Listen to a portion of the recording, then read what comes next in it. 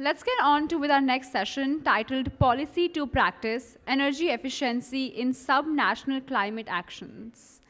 States are essential to the national climate strategy given their diverse energy landscapes and developmental challenges.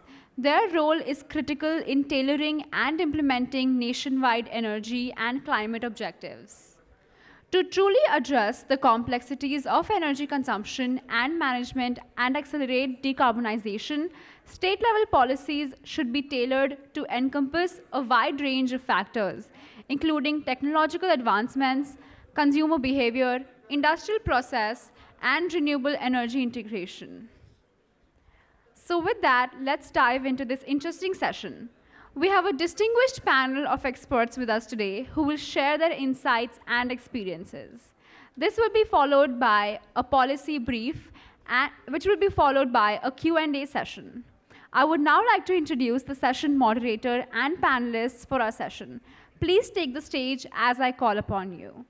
This session will be moderated by Dr. Bhaskar Natarajan, Senior Fellow, AEEE. I would also like to welcome to the stage our esteemed panelists. Mr. Kishore Kumar, Manager, CLASP.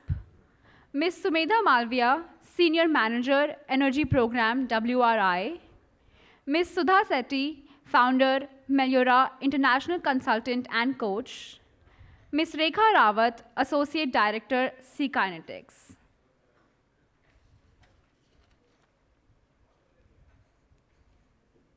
Thank you. I would like to call upon Priyami to speak briefly about the policy, which will be followed by the official launch. Distinguished panelists on stage, respected delegates and participants, and all my fellow practitioners of clean energy and energy efficiency. I am Priyami Datta. I am working as a team lead at AEEE, and I shall provide an overview of the policy brief, states leading the change, the significance of energy efficiency policies that we are about to launch in a few minutes. As we navigate our journey towards a greener and more sustainable future, we must recognize that states with their diverse energy landscape and developmental challenges are essential to tailoring and implementing our nationwide energy and climate objectives. While national policies provide a broad framework, it is the state-level policies that determine the on-ground implementation and drive the change. Given that energy is an interplay of several sectors, it is important that state-level policy making is characterized by these broader implications and potential synergies of a more integrated approach towards sustainable energy transition.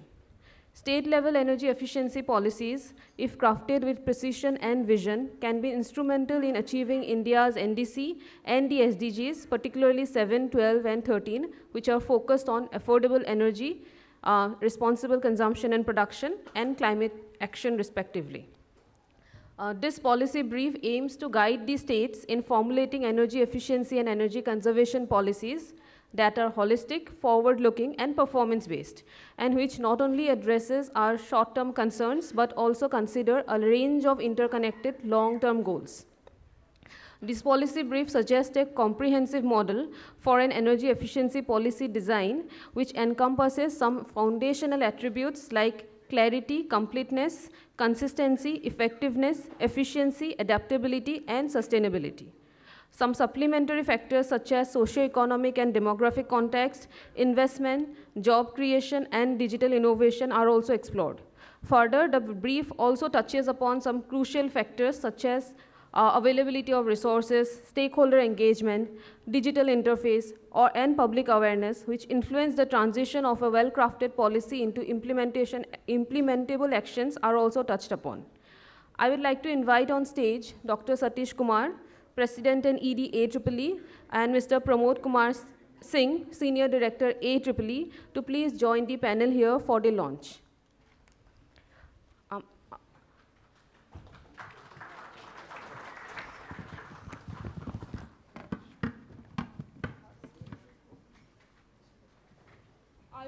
I would also like to invite Megha Gangahar, Kashmira Patel, and Snehashish Tapadar. They are all in my team, and they have helped in developing this policy brief within a very limited time span.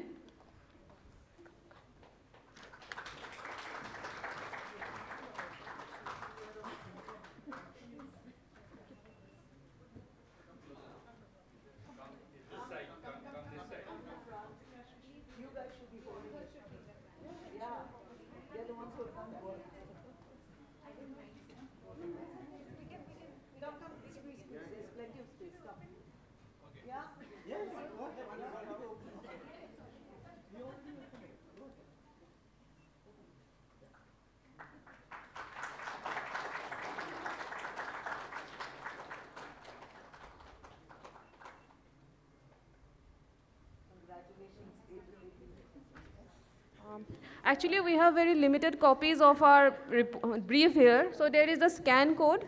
Uh, this, all of you are invited to scan the code. It will direct you to the PDF of the report, and feedback on this policy brief is welcome.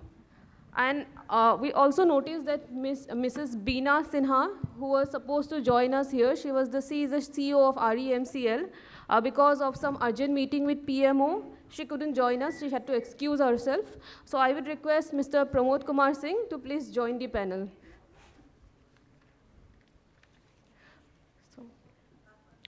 So now I would like to hand over to Bhaskar sir. Bhaskar sir. Thank you, everyone.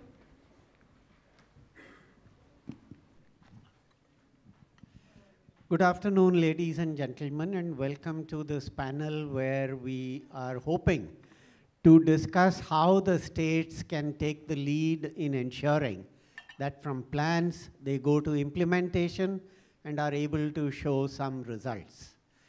The Energy Conservation Act, as all of you are aware, does not limit its focus to electricity alone. It covers all energy sources, first point.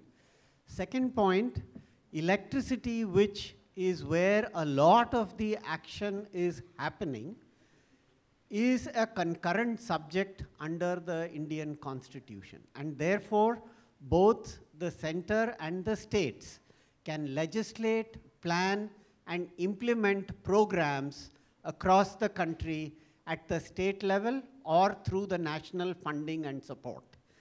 Having said that, the Energy Conservation Act has clearly delineated certain specific powers where the states can initiate action, subject, of course, to various fine print that is already there in the Conservation Act. Having said that, the Bureau of Energy Efficiency has taken the lead in initiating plans and programs across the country, and the states, through the state designated agencies, are expected to represent the BEE in the plans and programs and also be the BEE's implementing arm in implementing various plans and programs at the states and the union territory level. Experience over the last 15, 20 years since the Energy Conservation Act has been passed has shown that some states have done better, some states have not done so well. The AEE's and the BEE State Energy Efficiency Index, which I would request each one of you to go through, does give you an indication of which are the states that are doing well, which are the states that need to do well. In today's discussion, we are going to focus on what is it that the states can do, what is it that the states need to do, and how can we ensure that the implementation at the state level, as designated in the Energy Conservation Act, puts the state on the strong path to achieving the goals and targets. As all of you are aware, the state energy efficiency action plans are in various stages of finalization. All these action plans will have targets for energy savings for each of the sectors. So we are going to discuss today, how is it that the states can do more? What is it that they need that they can do more? Without taking too much of time, let me start perhaps with my first question to Sumedha. I'm sorry, I'm going to ask one common question to all the panelists, after which I will have specific questions for each of the panelists. And then we'll have a concluding rapid fire kind of a question, after which we will throw this open for discussion. Also, my team mentioned that before Madam Veena decided to say no, the panel was 4 ladies to 1 gentleman, which I think is a unique in not just AEEE's history, but I think in panel discussions wherever they are held. So please give a hand to our expert panel today. Having said that, a quick question to all the panelists. Now that Pramod has joined us, the questions would be a bit of a surprise to you. Could each of our speakers shed light on one successful energy efficiency program at the sub-national level that you are aware of? Let me start with Sumedha. Thank you, Bhaskarji. And again, I mean, to be using the word successful is another thing, because we are not in the habit of evaluating programs and policies across at the national level or sub-national level. So whatever we know within the sector as practitioners are mostly anecdotal, things. And some of the examples are also captured in the reports that come out as a part of the State Energy Efficiency Index. But if I just have to look at some examples, I think taking a broader view at what subnational really means, so actions at the state level, actions at the city level, and also actions by non-state actors also should qualify as subnational actions. So from just from the last couple of years, I would say some traction has been seen in at the state level and also in the city. So one clear example that comes to mind to me is the work done by the Surat Municipal Corporation, which has a long history of having an energy efficiency and energy conservation cell. I believe it's the only or probably the second, there are only two which have this kind of a cell to my knowledge. And they have been implementing programs to cut down their consumption across the different operations they run in the Surat city. So, and they have also, given the whole flux around renewables, they have also started doing a lot of their own captive solar plants and captive wind power plants. So that's one example of SMC. The other examples are with respect to the work we've been doing in Kerala under the Building Efficiency Accelerator. And therein also there is a city example again, work with the Kochi Corporation on doing a building energy performance benchmarking study, which was a part of a larger initiative around developing an action plan for zero carbon buildings for the city. Now, of course, building decarbonization and actions that cities can do is still, we have to make a lot of progress in that area, but we did some work with the Kochi Corporation, and one of the recommendations identified as a part of the action plan was to develop some kind of a benchmarking of office spaces in Kochi, and we did a small study regarding that. So I would say we could do it only because of the support of the Kochi Corporation. And I think something which also comes to mind again from Kerala, and Kerala is one of the front-runner states again when it comes to the State Energy Efficiency Index also, is the LED lighting program that EMC Kerala had started several years ago. So that's one example that also comes to mind. But I'll stop here and let others also share. All right, thank you so much. Thank you, AEEE. So I will talk about maybe one or two, some of the programs that C-Kinetics drives. These are to do with energy efficiency in industries. And I can talk about one of the recent ones that we concluded, which was engaging with 13 top suppliers of one of the large top 5 retailers, global retailers, wherein we worked on developing EP100 blueprint from them, as also developing technology upgrade procurement systems, ecosystem development for feedstock transition, and interesting end of the project was where the global buyer ended up setting up a project development fund to take care of the viability gap. Another one which is more to do with the MSME cluster, which was a multi-year project wherein we touched across 10 MSME clusters, 10 industrial clusters, sorry, ranging from textiles, ceramics, forging, foundry, food and beverages, steel re-rolling. The program was to develop a ground-up EE inventory, which would help in developing also customized roadmaps for EE interventions for the participants. The technical assistance support was provided for resource efficiency measures that they could undertake at utility and process level. And soft capital support was catalyzed through the DCMSME for implementation of equipment. So, I mean, both of the projects, fairly proud of, how they rolled out and how, some of this ended up creating a lot of awareness and also catalyzing movement towards energy efficiency in the MSME sectors. Thank you. So I worked for over a decade with municipalities and the water boards on energy efficiency. And the success stories, because it's instant, especially when they were implementing the low-cost savings, which was very easy for them to do, somewhere through operations and maintenance, and somewhere just like very small fixes that they had to do. And it was very evident in their energy bills, even to the utilities, to see their savings. So this was both in terms of water and in cost. And what I liked and how I would categorize the successes, one is they were seeing the evidence in numbers, and the second was the peer-to-peer network, because the administrators, they were all mostly from the Indian Administrative Service. So somebody from the other water utility in another state would say, hey, I heard from my batchmate you did this for them and they got this, can you come and support us? And that way it just spread so quickly. So I think once you have a success story, they pick it up very quickly, and I think that's what we have seen from the energy efficiency index, the state energy efficiency index. Every year, each state vies to get the first place, with each other to better on their energy efficiency, and which we've been tracking for 3 years. So definitely, I see that, and I believe that there are more such, success stories that we can see and hear and replicate more. Thank you. First of all, I would like to thank AEEE for hosting this event and also, inviting CLASP for this session.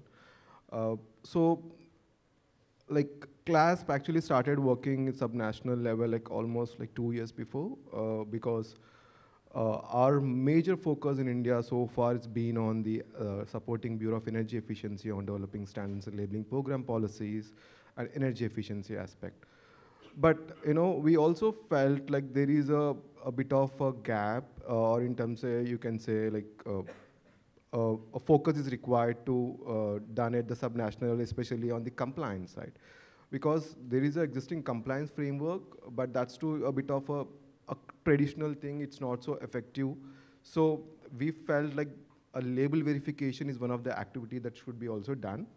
And we came up with that overall framework, which includes the existing framework and what are the gaps and what are the roles and responsibility of BEE and the state designated agencies, and also manufacturers and the retailers, because they are the one who faces the customers on the day-to-day basis.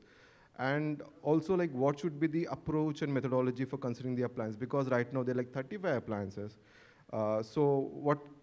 We should focus only on the mandatory or the voluntary, and if is there any such focus, what is the volume of that sample they should do, because the problem right now, if you see, in terms of the volume or the scale of SNL program is huge. To give an example, every year under the BE program, there is a registration of close to 550 million of appliances.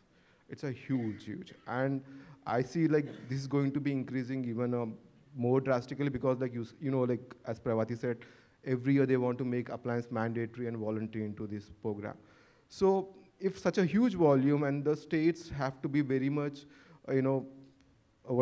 systematic approach about which appliance they should focus on, which states or which cities they should focus on. So we came up with that approach very well, and in consultation with 5 designated agencies, which is Haryana, Odisha, Assam, and Karnataka and Maharashtra.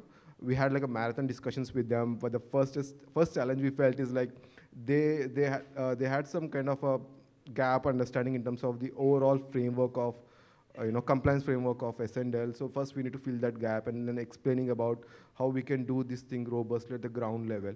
So we came up with all this approach and also step-by-step process, how SDS can do on their own. So we came up with this report, and it also includes about if they do the market surveillance or the label verification, if there is a compliance and if there is a non-compliance, what they should do further. and what kind of actions, they should take it at the states level, and what kind of reporting should be done at the BE side. So we came up with the overall holistic, document which is being used by BE right now, and it's also in the process of, deliberating with each and every state, because right now BE seems very ambitious about conducting this compliance at the state level. And we actually been amazed to see the kind of leadership that BE is right now taking up on this compliance thing. And we're also looking forward to support them in the future on this overall activity. So this has been one of a success, I would say, yeah. So, thanks. Thank you. I don't know if I should thank AEEE or Veena ma'am, but this is the situation I'm in. I think for the sake of diversity in successful examples, maybe I'll pick up financing. And we all know that financing has been often quoted as one of the barriers when it comes to energy efficiency.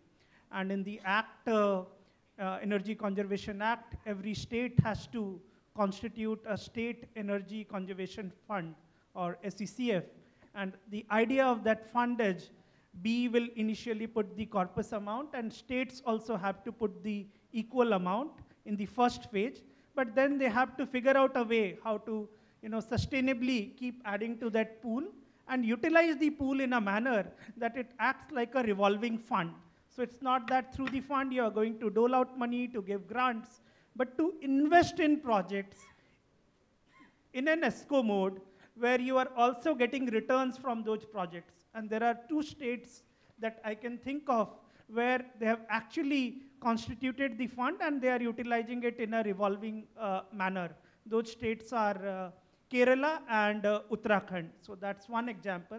Second, on railways, maybe one more case success I can share. First of all, how many of you know what's the energy consumption of Indian Railways? It's 3% of India's energy consumption. And India's energy consumption, when the team was writing the paper, it's roughly 230 million ton oil equivalent when it comes to states.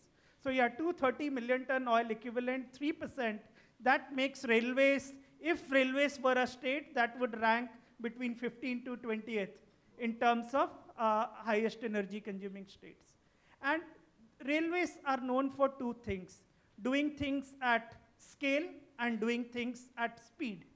So railways were the first organization in India who committed to an energy compact, and they said we'll become carbon neutral by 2030. That was an announcement made by our Prime Minister, and once that announcement was made, the entire organization is galvanized and they are working towards that mission. And railways, when they adopt a policy, they make sure that it gets implemented. So there are several initiatives on energy efficiency which railways have announced. Last year, they came up with their own energy efficiency policy. I'll just quote 2 things that will make them stand out compared to the rest of the states or cities. When it comes to new buildings, railways policy is all buildings with connected load more than 30 kilowatt have to be super ECBC compliant. Not even ECBC, super ECBC. Not bothered about 100 kilowatt, we are deepening it, 30 kilowatt. That's the first initiative. Second is initiative focusing on existing buildings. We all know when it comes to existing buildings, how difficult they are to retrofit, going beyond the usual lighting, appliances replacement. No one has cracked how to go for a deeper retrofitting looking at envelope. Railways' goal is all their existing buildings greater than 30 kilowatt connected load, once again, have to be Shunya plus compliant, which means they have to be net zero. So those are the 2 commitments railways have made, and observing how Indian Railways have worked on renewable energy, I'm pretty confident that they are going to make sure that this gets implemented. Thank you. Thank you so much to each one of you for having shown that there are some bright stars on the horizon. We hope the number of stars would increase from every program that the BE launches, and if the states are free to launch their own programs as well. At the moment, there's nothing that stops the states from launching their own programs. And as Kishore said, they can do a lot of verification, compliance check and testing and everything. They have the powers under the Energy Conservation Act and not wait for the Bureau of Energy Efficiency to ask them to do that. Having said that, thank you once again for that first round. Now perhaps I'll go to some individual questions for the panelists, starting with Sumedha. In terms of the climate mitigation action plans that are being discussed at the city level and at the state level, what exactly is the role of the energy efficiency and what actions can be launched at the state or the city level that are under their control where they can show results? Thank you, Bhaskarji. So just to be very clear that the climate action plans that are being formulated at the state level and also the city level, in most contexts do not hold a lot of teeth because they are not into any statutory provisions yet. But I think things might change when, with Chennai, I believe they are trying to introduce some of the climate action recommendations as a part of, which was a part of the city action, climate action plan, into the master planning process. So there is a critical gap in creating an action plan and seeing it implemented. So if once that is sort of made clear, then we can go to the next step, which is basically how do energy efficiency actions play a role. So they play a huge role, as we know, and the fact of the matter is that some of the lowest hanging fruits are also not being considered. So I know that we say the government should demonstrate leadership, look at the public institutions and public buildings, and that is exactly the area where we are seeing the least progress. So we have been tracking the we've been tracking the building sector, particularly from the point of view of its contribution to energy transition across 10 states. And we have been looking at some themes and thematic areas under which we are assessing progress on key governance principles. So what is the intent of the state? What is the implementation framework? And what does compliance look like? And with compliance, we mean what kind of publicly available data can say that this particular intent has achieved its purpose on the ground. So you look at ECBC and you look at ENS, particularly with ECBC, many states have notified ECBC. Some states have also introduced ECBC in the building bylaws. But of course, with the implementation, once we look at trying to find data on compliance, it's practically non-existent. There are hardly any ECBC compliant buildings except in a few cities. The situation is also similar with respect to the second theme that we're looking at. How do you integrate energy efficiency and clean energy in public buildings? Now, many states have introduced through memos, through regulations, through department-wide policies that all my buildings need to be ECBC compliant, or all my public buildings will only procure energy efficient appliances or 5-star appliances. But when we go around looking for proof of that mandate being implemented across different departments, there is little evidence to say that those mandates are working. And the common sort of complaint there is that we don't have the resources, we don't have the schedule of rate documents which can tell us that these are the materials we do. But even in the states that do have these resources and these documents, these actions are not being implemented. So there you go. I mean, public buildings are the sort of the lowest hanging fruits, but there also action is very limited. Wherever we have seen some progress, we have also come across instances that, so for example, we found out this in Madurai, wherein, not actually Madurai, in Madurai. As a part of their commitment to public buildings and installing rooftop solar for public buildings, they went ahead and installed rooftop solar on all public buildings, but eventually those solar PV panels stopped working in the next 2-3 years, and they have not even gone back to check whether these public buildings are actually, using energy from the solar that is being generated on site. So that is the kind of compliance that we are observing, even when you have mandates. So any kind of action, even when we say that government should demonstrate leadership through targeting public buildings, it needs to follow through the whole process. So the intent is not just sufficient, it needs to translate into the mandatory provisions, enforcement, compliance, because these guys can actually wrap up their own departments, institutions more. But another challenge, and I'll stop there, is the fact that many public institutions also do not pay their own electricity bills. And that is where they struggle to really convince themselves to do anything about it and say that, okay, I will do it. So there is a big gap there, and I think we definitely need to, I don't know what we can do to change that, but that's one area that really needs a lot of work. Yeah. Thanks. Let me move to Rekha. I'm sure, as all of us are aware, financing for the MSMEs is the biggest challenge. Everybody keeps crying about it. This is not happening, that is not happening. And collaterals, while there are rules that say you must give loans without collaterals, in practice, nothing really happens. So to you, Rekha, I'm requesting you to share some thoughts on what are some of the different financing innovative pathways that will be able to upscale energy efficiency at the state level. All right, sir.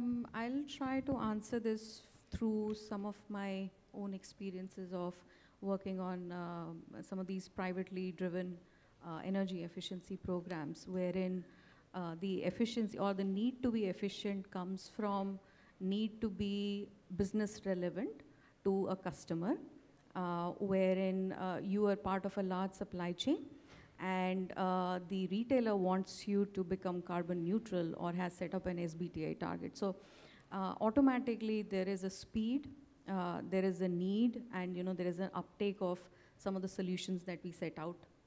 So that's there. But on the financing side, I think when we look at MSMEs, the questions are more around bankability and investability.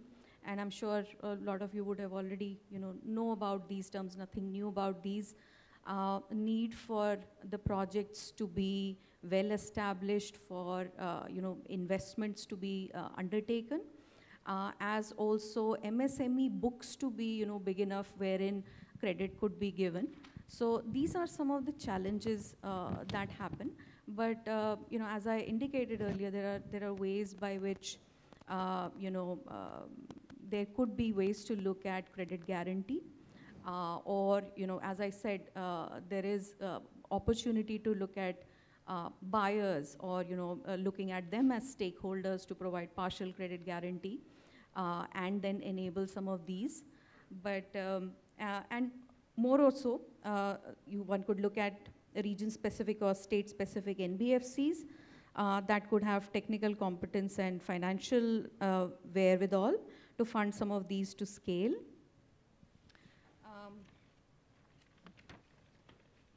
Then one could also look at sector-specific financing lines. That's something that we've been thinking about, wherein there could be lines which are, let's say, from SIDBI to a state government directing funding lines to states or specific sectors such as textile or food and beverages, etc. And then creating portfolio preparation facilities, which will support some of this with DPR level, reviews. I think there is a lot of work that BE also is doing in terms of rating some of these energy efficiency projects, which will also bring in more credibility and support in securing finance.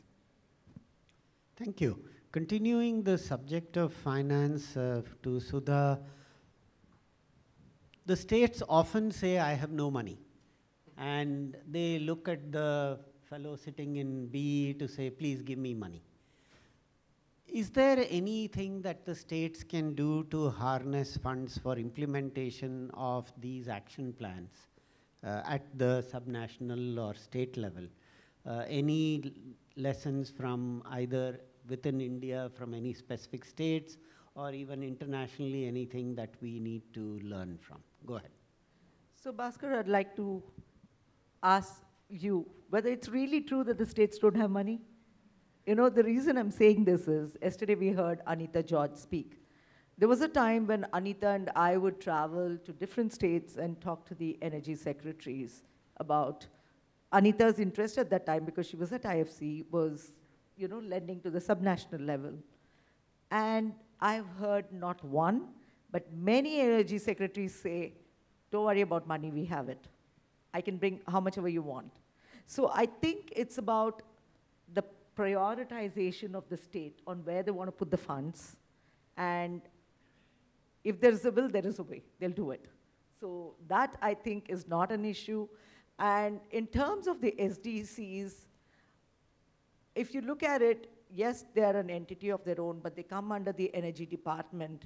And in the energy department's portfolio of work, SDCs are a small part because generation and distribution is their bigger part versus, all this. And within the SDC's role, especially if they're looking at both renewable and energy efficiency, renewable part is bigger, right? So you have to see what is the priority they're giving. The more that we emphasize that these are quick wins and this can be done, and here is, just a out-of-the-box suggestion. Pramod was talking about how the railways are implementing.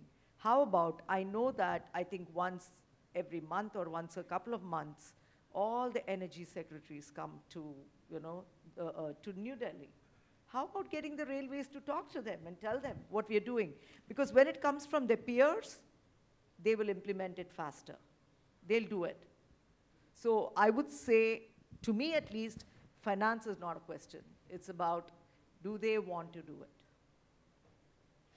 Yeah, while I do agree about the fact that yes, finance is not a question, then is it the question that the SDAs are not able to submit proposals that meet the required criteria?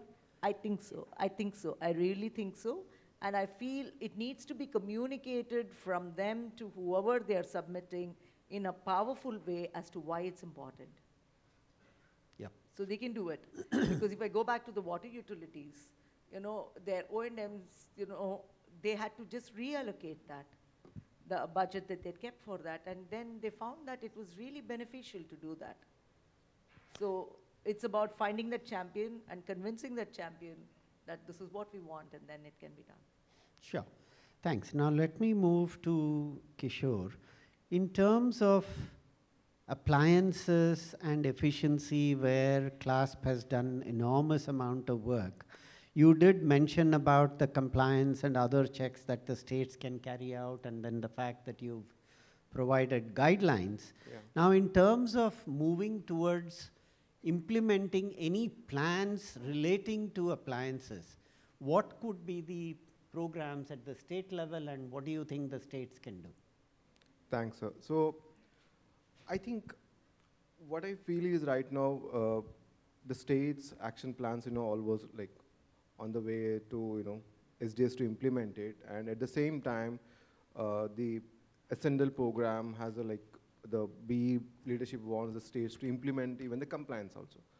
So as a CLASP, we have a mandate to work on the appliance energy efficiency, and we would be happy to support all the SDAs on, where there is a policy, but if you see at the states level, they need to support on the compliance and also on the market transformation initiatives. That's where I feel like there is a lack of, implementation from the states. It's been mostly you can see ESL has been driving this market transformation initiative for appliances. So states should also start, doing those kind of things. And in that case, CLAS would be happy to support, do the capacity building of SDAs. And also what we felt is, if you see in Delhi, because government, central government here, so all NGOs, and there is a big chunk of, technical, financial supports, everything is in Delhi. If you see in other states, there are lack of technical support or the resources they required, a kind of financial resource also required. I think those kind of, you can say, other entities are missing. So as a CLAS, we are also planning to support or do a capacity building of the local civil societies or civil society organizations so that they can also support to the SDS to implement these action plans. So this is some of the focus areas that, we want to do it. And also what I see is when the efficiency policies are implemented, usually states are coming at the later stage. They never come at the beginning stage when the policies are developed. So I feel there is a strong force would be coming from the BE side to include some of the active states in their policy development process also. So that's where you get those all that ground level gaps, issues that missing to develop in the policies. If they start coming on board in the policy development stage, and if they start giving all that implementation thing, I think that will be like a overall cycle, connection, and it will be like a full implementation from top to bottom, I would say. So these are like some of our ideas that we've been working with BE and to support them on these ones. Yeah. I'm not too sure about the appliances part, but at least on the ECBC, the drafts are shared with the SDAs and the principal secretaries of energy, but in spite of giving them 2 to 3 months time frame, hardly any state comes back with any relevant comments. That is the other challenge. You see, the BE or the state central ministry says, I've lost 3 months. Nobody has given anything. What am I supposed to do? Right? So it is a kind of a chicken and egg story. You want people to be consulted, but when you ask them, they don't tell you anything. And this is where we run into severe situations. But there is a counter to this. Under the Environment Protection Act, for instance, the states can legislate tighter provisions for environmental protections. And many states have done that considering their state's own special situations. I am not sure on the ECBC side, any state except for probably Rajasthan, which has done something, have done any provision that gives them the power to say, I can do better than you. Any thoughts you have on this in terms of consultation?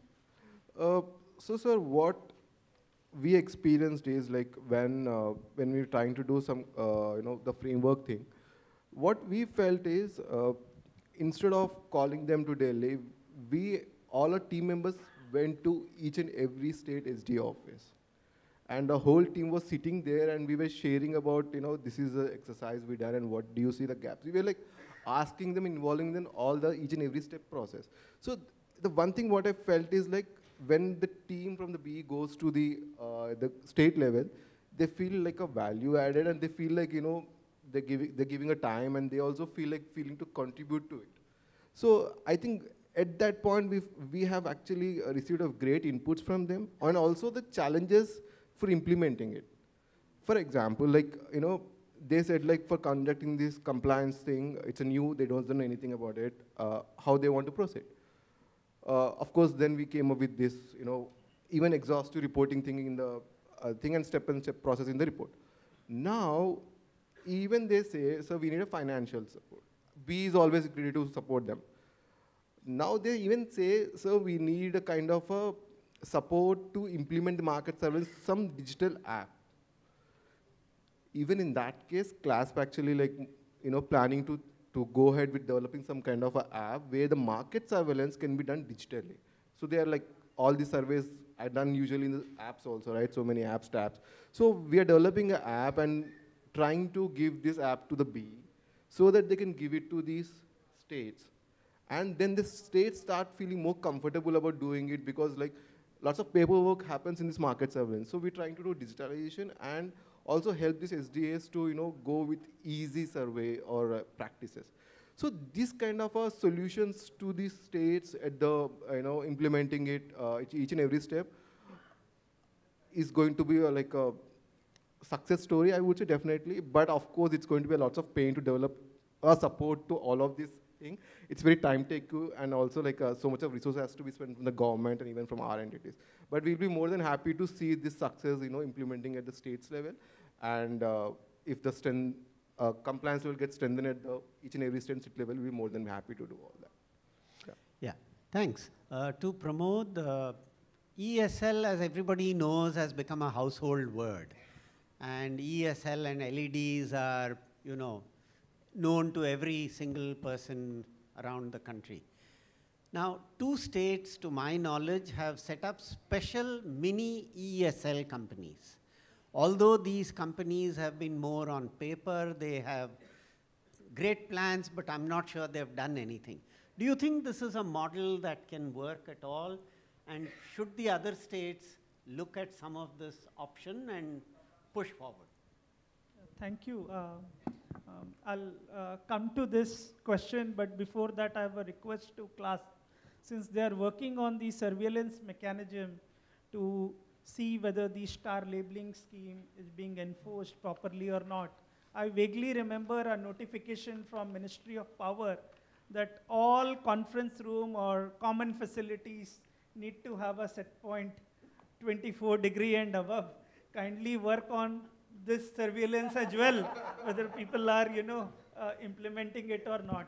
Sitting here, I'm literally so freezing.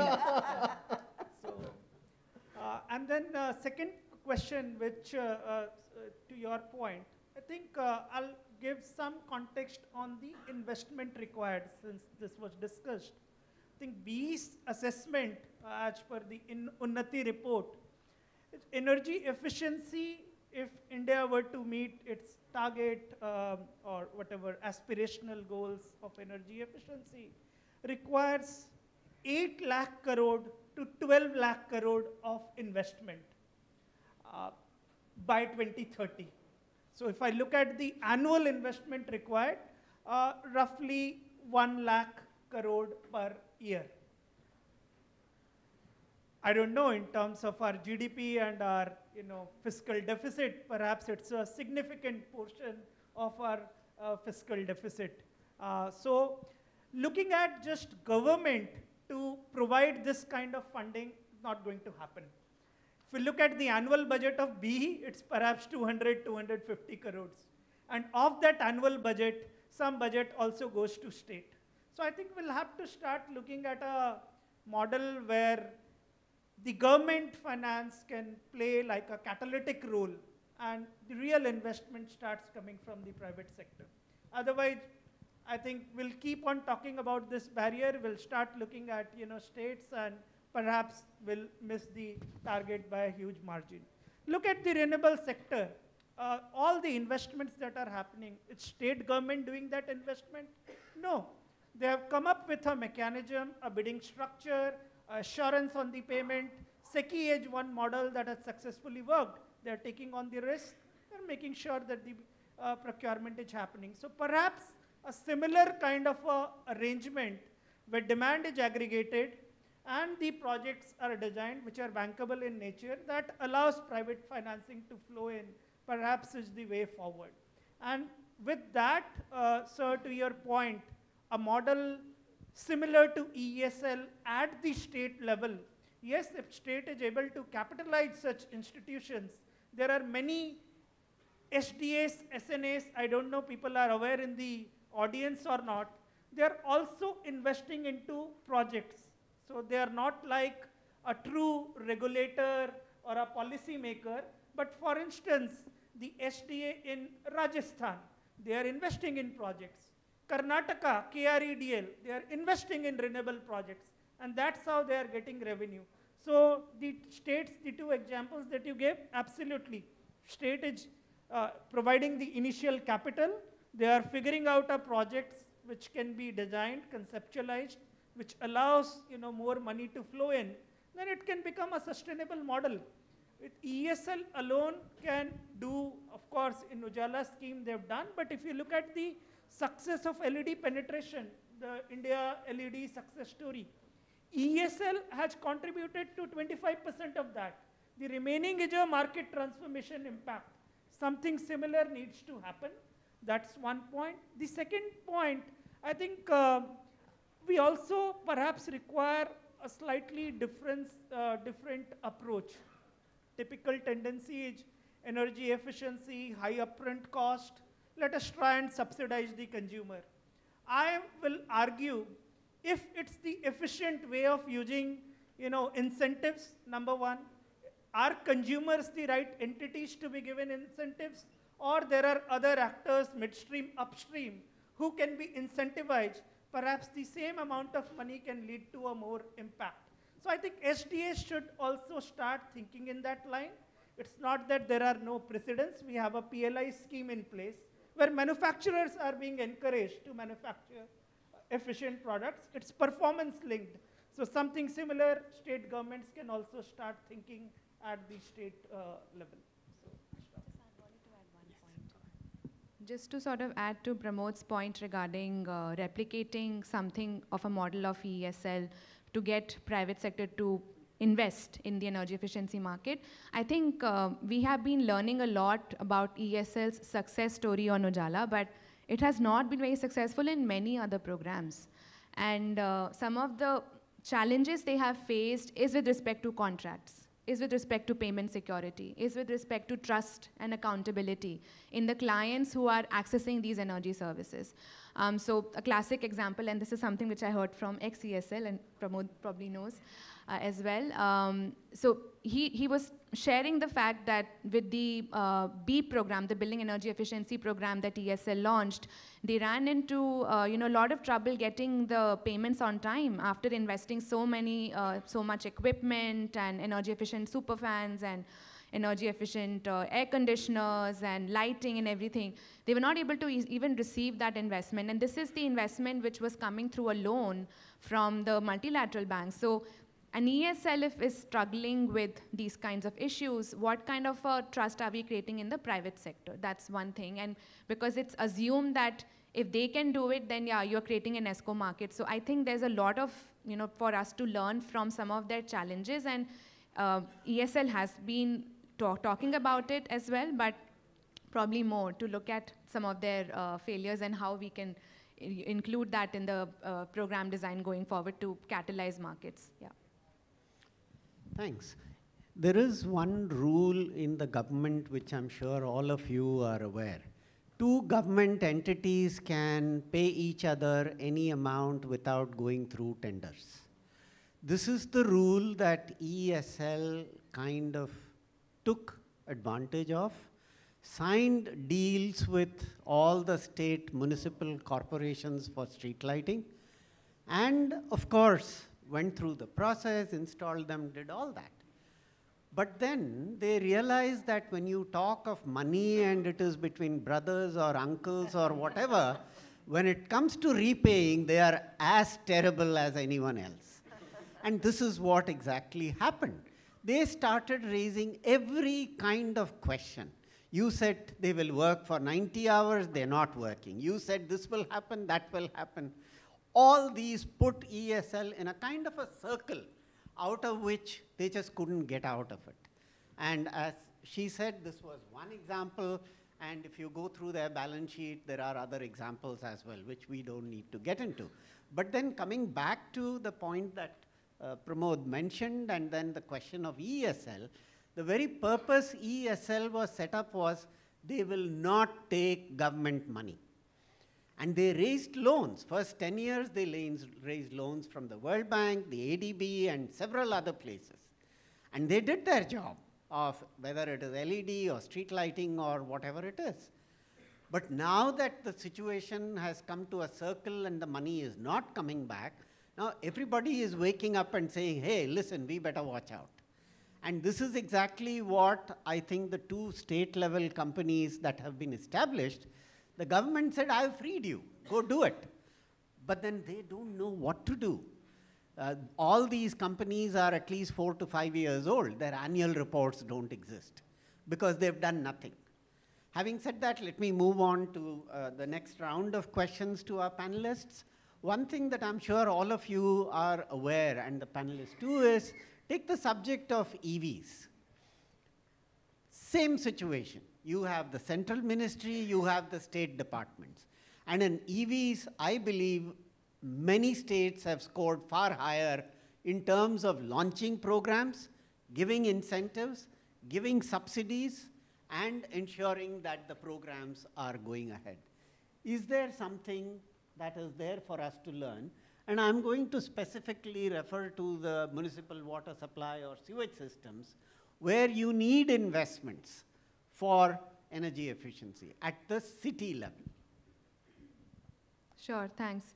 That's an interesting comparison, but I think like with solar and with electric vehicles, let's just also agree that they are much more visible than energy efficiency everywhere, so there is one critical difference there. But if we hypothetically say that, okay, we can make energy efficiency visible, the fact that historically we have not been able to educate our policymakers about energy efficiency even explaining how it works, what kind of savings are we looking at. I feel that some institutions have done discredit to the concept of energy efficiency by only talking about deemed savings. That kind of dilutes the whole purpose behind why we should invest in energy efficiency, what kind of gains can we see.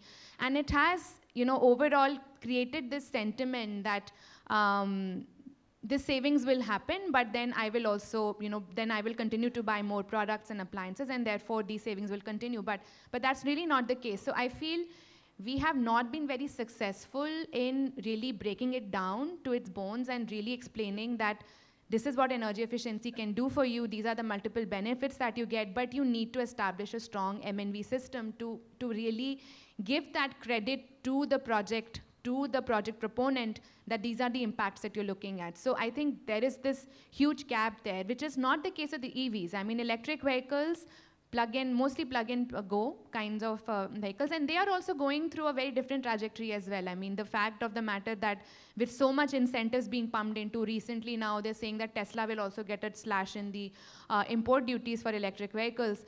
Why have not been able to slash import duties on energy efficient components? Why? What has stopped us from doing that? I mean, maybe there have been some reductions in the taxes on imported components of energy efficient appliances, but you've not been able to really shave that off completely, so that even now an energy efficient 5-star refrigerator is still very expensive.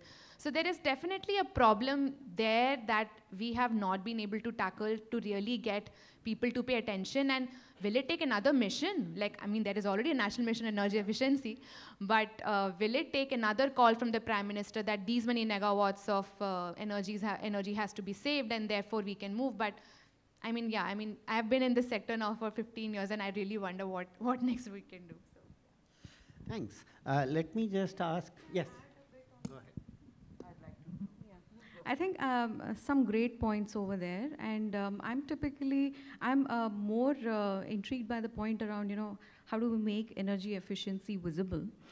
That's been one big question, and I'm just reflecting on some of the programs like I spoke about earlier, and what Sudha also said. Let the peers look at what's happening out there. That's the only way a behavior can change, or there is some visibility of change that is happening. One of the learnings from a project that we concluded was, and I spoke about that on the clusters that we worked on, wherein there was a ground-up EE registry that we tried developing. It was a revelation when the cluster itself comes to understand, where am I? Am I on the top 100? Am I somewhere below average? How am I performing? How are some of the other folks performing? Is there a way to look at it? I think there were a couple of questions earlier around visible dashboards or data availability to see how the clusters are even performing to begin with. I think it may not take a mission, but it may take some of these, and IoT is out there, so many platforms are there. And one of our own learnings was, when the peers reviewed themselves, obviously anonymized, and realized that, hey, we are not so good, because when you work in a silo, you're the best. But when you compare yourself against the group, then you realize, no, there is still a lot of scope to look at. There are people who are better than us. Maybe they've invested more. So is there, an incentive? Of course, cost of energy is the incentive that you get paid for. But these are simple things that could perhaps help. If I could add to that, thank you. So I agree with both what Sumedha and Rekha have said. Seeing is believing, right? And in Kannada, we have a saying, Ade raga, ade tala. That means the same music, same raga, right? So I've been in this space for almost 25 years, and it's the same story. But it happens. Like, we see by the roadside, if there is one peanut seller, there are 10 peanut sellers, right? Because they know there's money in it. And one guy is selling, so all the other 9 also want to get a share of that. So here again, yes, I agree that the peer-to-peer references work the best. They can definitely do it, and seeing and believing. ECBC, I'm just wondering, again, having been involved from the beginning to now, have we taken these officials and others to the ECBC compliant buildings in the city and shown them, take them to Infosys, take them to the new airport, and explain to them what has been achieved there. Seeing is believing. Maybe that will change, When it's theoretical, a lot of things, are like, okay, they look good on paper, I don't know how to do it. But to go see something and maybe a mentoring program or something like that. And again, this is what I've done with the municipal water and energy efficiency. I took the Delhi Jail Board officials to Sri Lanka, the Sri Lankan Colombo Municipal Authority, their water board, quickly, it's a different level of discussion. What I as a consultant would be saying is not at the same level when they hear from another peer. So I think we need to foster more of those kind of collaborations. And I don't know, I'm just thinking maybe, even have a session on energy efficiency for the administrators, take the permission of the additional chief secretary and say, give me an hour, with all your officers. I want to sensitize everybody, I don't know, just some bold ideas to try. And I think more and more, even for all of us who are working on the ground, to collaborate more. Maybe look at different aspects of something with one, big department. If you're looking at Credle, look at what are different things that maybe WRI can do, AEEE can do, CLASP can do, and then show them the power of collaboration and what can be realized. And when you add up those little bits, they become big. So, yeah. No, I don't. No, I don't have a bold idea, but maybe a wild idea. So, and yesterday, Sumedha and I were talking about the star labeling program. And of course, the way B decides how a product can be graduated from voluntary labeling to mandatory labeling. There are certain kind of rules or indicators in place. One of the interesting products which I was lucky to work on was direct cool refrigerators. And when BE decided to make the product mandatory, 95% of the products were already star labeled in the market.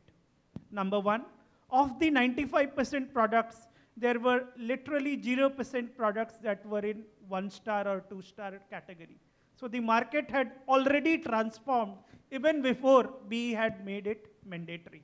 So the thing is, sometimes we start looking at and thinking about, oh, okay, there will be a notification to make it mandatory, like in case of ECBC. Now, I will argue and say that in India, there are so many green-rated buildings, IGBC rating, GBCI, LEED rating, Griha rating, EDGE rating, I don't know, some more ratings. And all of these ratings have ECBC like as a minimum requirement. So already ECBC compliant buildings are existing, they are getting built. So why, then there is a sort of a obsession or pressure to say, okay, state government should make it mandatory, they should appoint an assessor, they should start giving it, do a certification, and that will create a different kind of bureaucracy. Can we think of a mechanism that through a market transformation perspective, how do we try and encourage such green buildings, and knowing that, okay, those green buildings are already ECBC compliant. So if we are making sure that the entire certification, even the green building certification process, there are no loopholes, they are regularly monitored. Every year there is a mechanism to disclose the data. Now in the previous session, Yash was asking about the data disclosure. Now many states, if you see, there is a template in place. If you are getting a green certified building, you will get rebate on property taxes, you will get extra FAR, you will get water exemption, perhaps there is some exemption on the connected charges. So if state government using the exchequer money, it's providing those incentives, what is stopping them to ask for every year what is your performance? And instead of giving all those incentives upfront, I'm going to give maybe a portion of that upfront. I'm going to give it to you, some portion on a pay-as-you-go model. So you show me performance every year. You show me that the benchmark has been maintained, and I'm going to release the money. So I think even in the existing process, system examples. There is a lot where we can innovate. We can work with state governments. We should infuse new ideas. Unfortunately, there is a trend that one state has done this. There is a copy-paste template available. Let's start and do that. Are we questioning, number one, whether incentives required?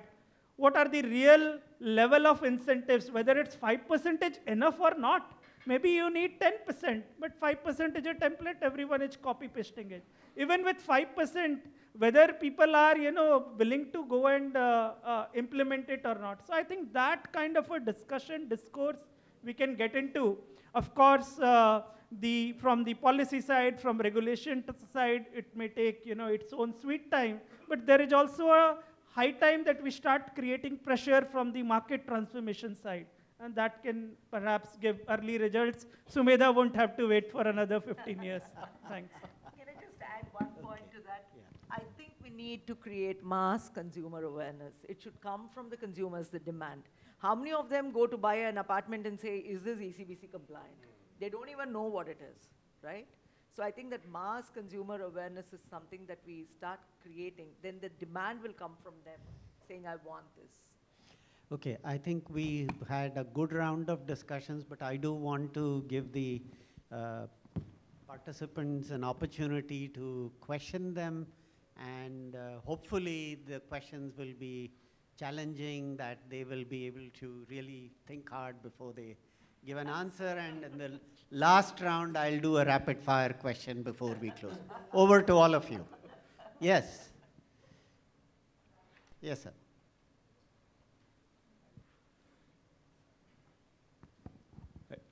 Hi, Dhruvak from CW. So, we've been advising some states on aligning, their climate actions with the 2070 net zero goal. And, what I've sort of experienced is that they're trying to do that because they see an investment opportunity in it. They will do a vibrant Gujarat and say, Gujarat wants to be net zero, and they'll try to attract, private sector investment. So what the state administration sometimes, they speak the language of how much investment can a particular policy bring to my state and how many jobs can it create. Energy efficiency might be, if your energy consumption is growing year on year, energy efficiency remains a counterfactual which you never get to see. So it's hard to measure even with a very visible dashboard. So how do you think we can integrate, the angle of jobs and investment at the subnational level to sort of mainstream energy efficiency, and are you aware of any examples or any sort of good practices on that? Okay. Yeah. Anyone? Go ahead. Yeah, I can hear. Yeah. So, Dhruv, it's a great question actually, and while developing a policy, generally those aspects has to be taken a look into, like job creation, financial implications, and what is investment driven, and states or different places, and also what is socio-economy impacts, and what is that affecting on the consumer ownership before and after of the policies. So what we have experienced, like working with Bureau of Energy Efficiency on the policies of appliances, what we felt is like when any of the appliance comes into a mandatory phase, there is definitely a job creation. Of course, mostly at the manufacturing level, because they have to comply with these policies. They have a compliance team. They have a technical team who designs this appliance as per this, and also they have a testing team who takes care of it. And also there is like a team at the marketing sales, like ensuring all that sales thing of energy efficient appliances are going into. So the job creation is there, but what I see is like in other categories of, or like you can say compliance, like especially states, right now in terms of number of people working on the compliance of SNDL or on the SNDL is like, I feel like it's like almost like a zero, honestly speaking, because the team, they already exist. They've been asked to tell ki you do ECBC, you do PAT, you do the other things. So when we go and interacted with this SDAs for having this compliance, what they requested is, so we need dedicated manpower. So when you're trying to give these targets or like, compliance plans to all the states for every year, so also give us like at least 2 people for each state from the BE side, from the government side. So I think that's where we felt like a job creation is happening through our policy work that we've been doing and also on the compliance thing. And in terms of the investment, I think, to be honestly, I don't have an answer. But what I've realized is, over the period of time, as a class, we've been very much strong focused on the technical aspect of the policy. But at the same time, if you see in the market, there is a whole ecosystem on the commercial aspect, business aspect, and also investment aspect. So we are also planning to focus on those aspects because those are something, if we are not aware, and all that market, manufacturers or like whoever want to get away with the policy, they use those as one of the escaping routes. So like in the future, we are also planning to focus on those aspects so that we can get a better understanding on those things and also see like how much investment is being done in each and every appliance policy coming into place or the revision into place. So this is like some of our thoughts and experience I'd like to share. Yeah. Maybe I would like to add here 3 things. First of all, AEEE as an organization, we have as part of our goal 3 indicators: megawatt of energy saved, investments mobilized, and number of jobs created. So that's one indicator which is part of our organization goal as well as the call for action that AEEE has on energy efficiency. Now that organization goal also percolates into all of our programs. It's part of our individual KPIs, all the projects, all the programs that we do. One thing is, what's the potential of investment? What's the potential of job creation? So you will see in future, all of our reports will have one section that will talk about it. If not in reports, definitely internally we would have done that. Otherwise, I'm not going to be paid. My team members are not. It's linked to everyone's KPI. Yeah, yes. The second point, we are working with 2 state governments, Maharashtra and UP, on a long-term energy efficiency program where we are going to be helping them on the larger energy conservation efficiency policy, as well as looking at ESCO policy. And one of the things from the day one that we have been pushing and sincerely working is what's the estimate of the investment and job creation. So to give you just one example, on the ceiling fan, for example, everyone is talking about it. ESL is working on the deployment part. We are also developing a model and a methodology, and methodology will be put out to the public. Everyone will also have a scope to give feedback. How do we account for new jobs that will get created because of ceiling fan? And not just looking at the manufacturing boundary, but also going upstream, how it will lead to maybe demand for motors, demand for magnet, demand for other things, and downstream, what kind of opportunities it will create for wholesalers, retailers, after-sales repair, installers, all of that. And we are starting with maybe a few products, but similar to products, we'll also be looking at energy efficiency services. That's another thing. So Dhruvak, yes, work is going on, and I can guarantee it won't take like 15 years. Maybe something that will come out soon. Can I just say Okay, quick. thing? Because Bhaskar, you and I have been in this industry for a long time. If you saw the room at that time, there would have probably been 10, 15 chairs. Now look at the hall. It's filled up, right? So there's a lot that's happened. There's a lot of progress that we have made. But since we are still looking for more to be made, we are focusing on that, but we are forgetting what has been achieved so far. So I would say, look at all the students here, I think those days, nobody really knew what was energy efficiency. So I would say we are on a good track, but we have a lot of miles to cover. Okay, next question. Anyone at the back, the front? She just said the students are here. Yes, go ahead, Saket. Because there are no questions, I would just want to carry on the job creation question. I think it's very important. 2017 first Energize conference, we presented a paper on job impacts of Ujala program at state level. And I would want to tell everybody that the multiplier effect of energy efficiency on job creation is highest amongst investment in any sector.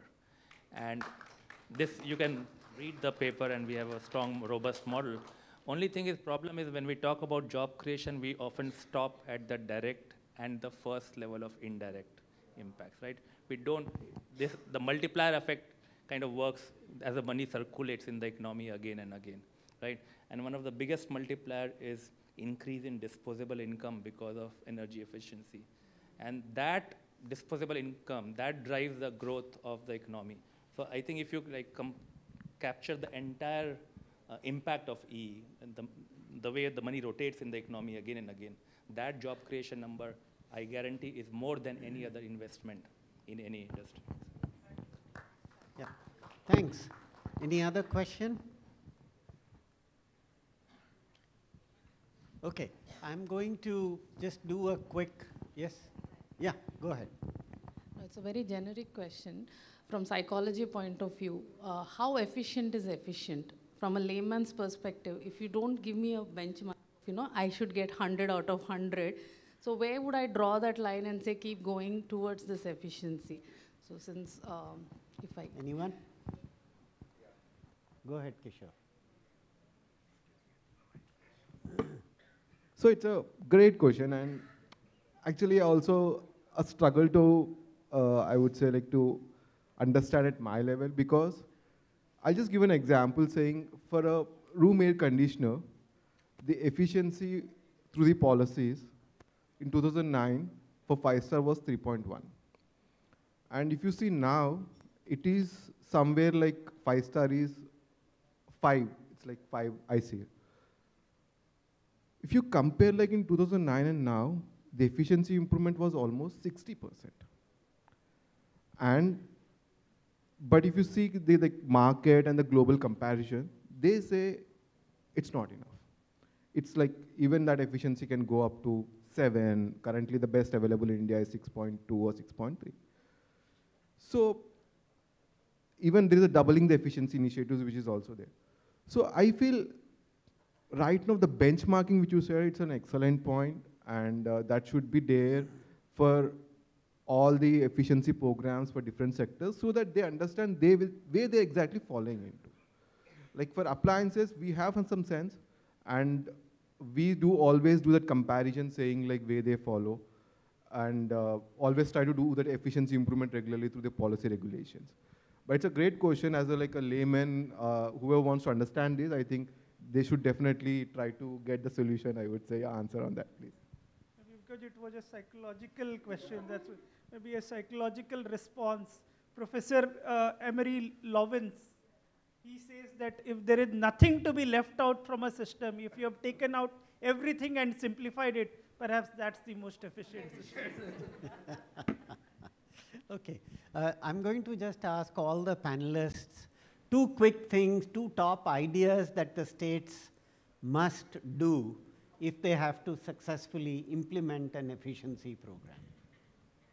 I'll pass it on to the first person. Maybe I can start. When there is nothing left out, then No, I can start, yeah, I'll be happy to answer this.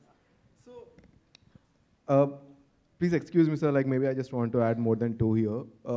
What I felt is when we were experiencing with state governments, there are, like usually in the generally state governments are completely, I should not say this, but they're completely unorganized in terms of the work kind of a thing. It's like, how things goes on with the different states and different governments, last minute request, all that meetings, discussions, different departments. So I think when this action plans comes in, they should have a proper annual work plan saying what they're going to do it. And they should have a robust monitoring mechanism saying like where we are after 3 months, where we are after 6 months, where we like out of 10 activities, how many we actually completed, or we overachieved it. So those kind of things they should definitely have. And I also feel like states can collaborate a lot with technical entities and civil societies. Okay, I'm going to stop you there because the others might have nothing left. Definitely, go ahead. So I would say the silos in the state, like, between departments should be removed. There should be more cooperation and collaboration there. And I've just seen Bangalore is linked now, the water bill to the property tax. That's just a recent thing that's happened. So collaboration, consumer awareness. And I'll just say that for the states, they should just keep it simple. It doesn't need to be, you want to do everything as a part of your portfolio of work. Just focus on a few key impactful areas. So I'm glad Pramod mentioned the super efficient fans case for the states that they are working in, but each state might have its own requirements, and each state might have its own appliance focus. So in the case of Kerala, where air conditioning is fairly prominent, maybe the air conditioning is where they should be implementing solutions. So that's one. And the second is getting people involved. So if there is a leadership which takes this sort of, establishes this vision, sets this target, that this is the particular program that we want to run, they need to involve everyone in that. I mean, including the people at the ground, because they are the ones who are going to be checking compliance for. So, yeah. Right. I may be repeating myself, but I think what Bhaskar said about targets and mandates, that's one critical aspect. Of course, we have national level targets, we will end up having state level targets, but how do we cull them out further and have cluster level targets so that, we are not talking about one-time implementation of VFDs or, energy efficient motors, but what's that number? And what all will be needed to hit that number? I think that would be critical. It will save a lot of repetitive work, create a lot of interest, and a one-time investment. Yes, Pramod. With festive season coming to an end, election season will start. Yes. And there will be a trend of 100 units free electricity, 200 units free. And I would say instead of giving free electricity, try and start distributing free energy efficient appliances or give it at a higher subsidy. Convert revenue subsidy to capital subsidy. You will create infrastructure, you will create jobs, and that will have a much longer impact. In fact, I don't know how many of you recall, Tamil Nadu was the first state to give away televisions to everybody free of cost, long, long back. And they also, after that, they said, what else can I give? They said, South Indians do idli dosa. So give the grinder. So the grinder was given free to almost everyone. Okay. A research paper around this, when you should plan your relocation so that you can get all those benefits. I agree. So let me bring this to a close. But before I close, I wanted to just end this on a lighter note. I'm going back to 1998, 99. There was a meeting in the Secretary of Power's office with the World Bank delegation talking of privatization, energy conservation. The last item on the agenda was energy efficiency, right? And there, that Secretary Power said, gentlemen, we have the most highly efficient way of saving power. We cut off the feeders, okay? For a few seconds, the guys in the bank didn't understand. You could have seen the silence in the room. And then it dawned on them. And then they said, oh yes, we understand now. Let me stop there. Thank all the panelists once again for their excellent contributions. And over to Kashish.